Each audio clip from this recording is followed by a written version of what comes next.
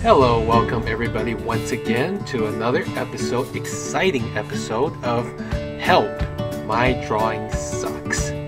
Well, today we're going to go over a very exciting topic actually of drawing a 3D car in a very simple way. So let's get started. So the first thing we're going to do right now before we start anything is we want to have a couple of sheet of paper covering our drawing area. We want to have more than one page of paper, padding, making our drawing area soft so that it's easier to draw. So yeah, so as I'm drawing this, so first of all we're going to draw like a cross. The horizontal line being it's what we call a horizon line in a perspective drawing. So next we're going to draw a series of lines that are seemingly pointing towards one point on the horizon line. Okay, so we're going to draw we're drawing two lines right now, and we're going to turn the paper, just straighten it up a bit, and we're going to do the same thing on the other side, on the left side. We're also going to be drawing two, maybe three lines. Okay, let's just draw one, two, and we're going to draw another line right here, somewhere on this spot. Okay, a third line. And again, we just want to make it look like they are going towards a single point on this horizontal line we call the horizon line. Okay, so, and we're going to, from that dot, we're also going to extend a straight line to the other side. Okay, so there you have it. Again, just to make the point really clear, we want to make all these lines on the right side basically behaving like they're going towards a single single point. We call it the vanishing point in perspective drawing. Okay, so this point. Alright, so there you have it. Now we're going to start the next step. The next step is, in between the lines, we want to fill in the spaces between the lines with ellipses. Okay, so as I'm drawing this right now, and what we're going to do is as the ellipses come closer to the vanishing point, we want them to be skinnier. Okay, the ones that are closer to the center line, we want them to be fatter. And as you can see right now, as I'm drawing, as I'm moving towards the right, they become skinnier and skinnier and skinnier and skinnier, and so forth. Okay, so, and we're going to do that on the other side as well. Notice how the way I turn my paper. This is a great tip for anybody, no matter if you're a professional or if you're just an amateur. Turning paper, getting used to turning your paper very often, very often actually helps you tremendously with your drawing. This is one of those simple things that people don't do that in my opinion limits them from drawing creatively, drawing freely, and drawing with skills. Okay, so yeah, so back to the ellipses again.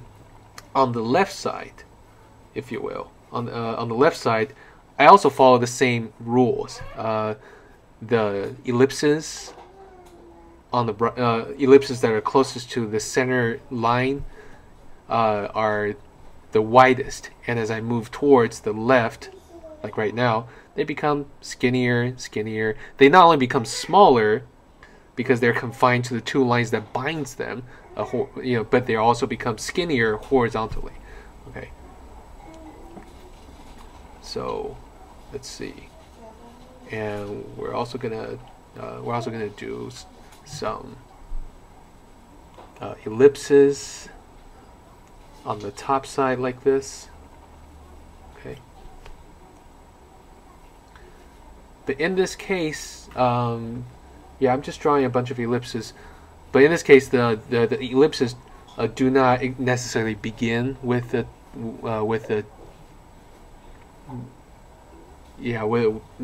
does not necessarily begin with the center line, and that's okay. Okay, so by the time you're done, you should have a template, if you will, that looks something like this. And I'm just drawing one more horizon, one more line that projects to the left like that, and okay, just fixing things up. So now, what we're gonna do is we're gonna start playing with the template that we just created. And right now, what I'm basically doing is I'm creating the side view of a vehicle, okay, of a car. And because if you remember, the car on the side, as far as side view is concerned, a car is basically made up of two wheels from the side. Okay, so I'm drawing the engine cap, and that would become that little line right there. That sort of creates the windshield. Okay, so let's see, and we're just gonna make the engine cap, the hood, if you will, a little bit heavier. The lines, I'm just making some of the lines that I want to emphasize a little bit more, make it heavier. Okay, so now we draw the chassis on the side view, if you will, on the side of the car, on the right side of the car. I'm just going to draw a line that also looks like it's projecting to a point on, like an imaginary vanishing point on the right. Okay, and that line becomes your car's chassis. I'm going to do something similar on the left side. Try to make that line pointing towards the vanishing point on the left. Okay, so there you have it. That's how you create your chassis. I'm just cleaning up some detail, bringing it up just a bit. Okay, making a little bit more emphasis, putting a little more emphasis on the front wheel. This is now becoming a front wheel. Okay. And this is just a little trick. I added a little bit of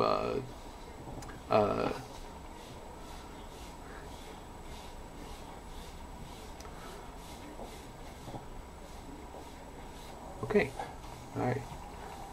So the little trick that I wanted to show you is just by adding a little ellipse inside another ellipse, kind of creates this. The sense of an indenting space. So that's a great way to create like a lamp that kind of indents into the car a bit, or a wheel that indents that has a slight indentation. Yeah. Okay. So I'm just now creating the door. All right.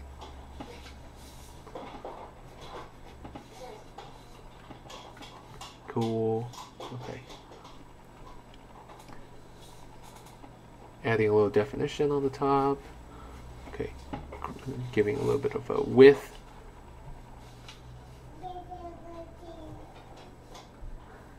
And now I'm just drawing what looks like to be the inside of a cockpit, which I just created, and I'm just going to fill in the inside of the roof right now. I'm just filling it in with some black. Okay. All right.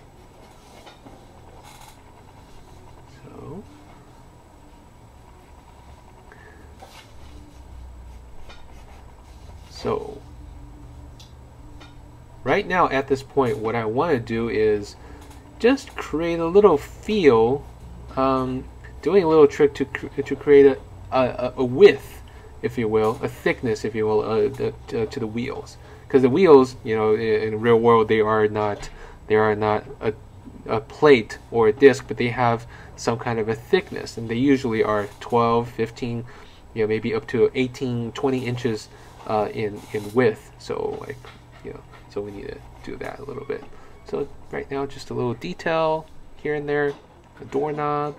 But notice, even as I draw these, even though these details are fairly simple in design, but because they conform to the basic perspective rules and laws that I established early on by creating the template with the ellipses, these simple details and even the shadows that I'm putting in right now, they look believable in a 3D space because they conform again to the laws of perspective that I established through the template we created in the beginning.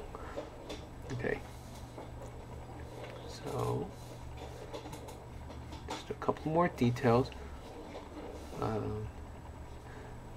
Now every horizontal-ish lines that I draw, I try to make it point towards a vanishing point, which is on the left.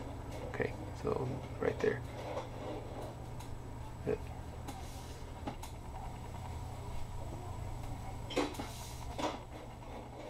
Okay, so now just adding a little design to the front, giving it like an extra light or two.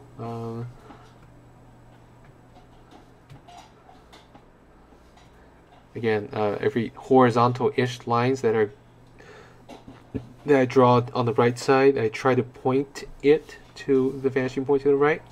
Right now, just adding a little bit of detail, a couple of vents here and there. It further suggests that this is a machine and a pretty hefty-duty machine. And just a little detail here I'd like to add to emphasize the fact that it's a wheel type of a shape. Okay, all right, okay. Just cleaning it up with some emphasis, with some blacks. Yeah, just adding some black to clean things up a bit. Okay, adding a little more design. But the designs, whatever designs I create, I try to play with the templates, the ellipse, the ellipse template that I originally created. I try to use that as a tool to help me confine, if you will, my designs. Yeah, it's kind of weird. You have to confine your design sometimes in order to explore. So there you have it. All right, this is like 10, maybe 12 minutes. Voila. You got a 3D card. All right. Well, thanks guys for sticking through this video with me. I really hope that I share something of value to you. If you like, feel free to leave a question or a comment at the comment section below. This is Dong Chen, and I'll see you next time.